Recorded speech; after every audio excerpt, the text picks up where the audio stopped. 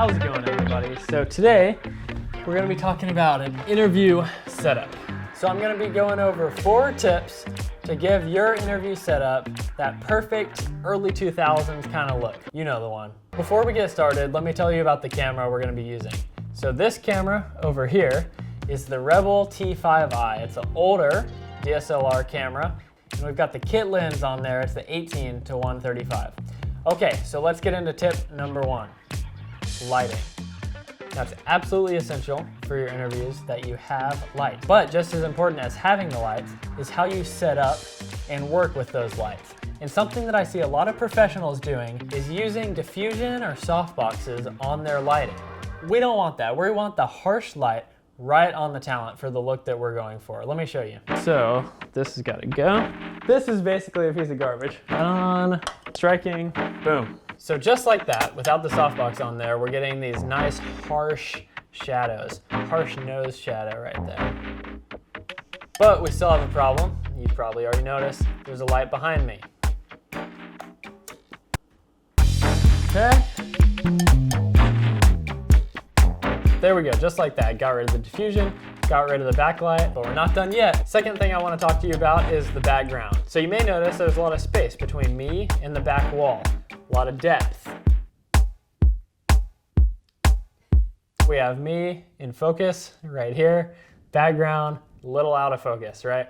So we don't want that. We're gonna push me back all the way right up to the wall. That's gonna give it that nice, everything's in focus kind of look. Okay, and then of course we wanna bring our key light closer in. Bam.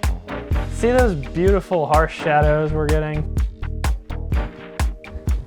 Okay, so just with those 2 simple fixes, we've already dramatically changed our setup. If we go back to our interview camera here, you can see it's similar composition and framing as we had before. But now you can see all of the background. It's crisp, it's in focus. You can see the blinds, you can see the couch, you can see the lamp.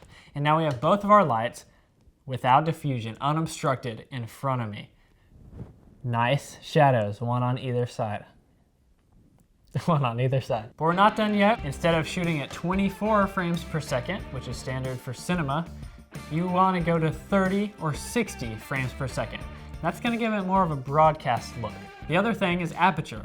The higher you raise that f-stop, the more in focus that nice background and those blinds we talked about are going to be. The last thing I want to talk to you about is audio. Remember, the visuals are only half of your film. So what you'll see a lot of professionals doing is using what we call a shotgun mic. That's right here on this boom pole. A second common option that you see a lot is a lav mic. So if you'll see right here somewhere, right there. However, what I've noticed is that in normal, everyday conversation, you're rarely standing 1 foot away from someone. Even more rare is to be down under their collar.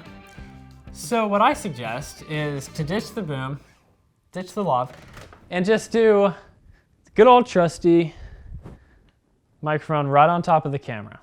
So boom, and we're gonna make sure the mic is working. Doesn't seem to be responding. Is it on?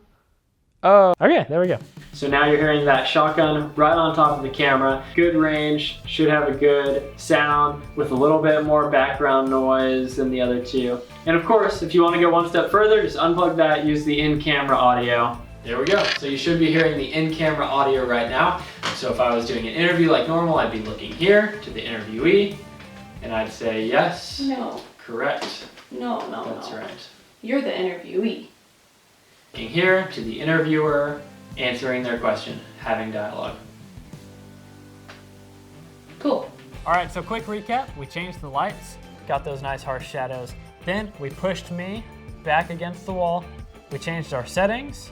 Finally, we got away from these mics and went to the in-camera audio. And of course, if you wanted to take it to the next level, you can adjust your eye line, angle, and framing. Now let's see our interview. So as you can see from behind me, I like to spend a lot of time in the kitchen. I like to bake, I like to cook. And you know what I like to do most is soups. I do a lot of soups. Okra, I try to use okra as much as possible.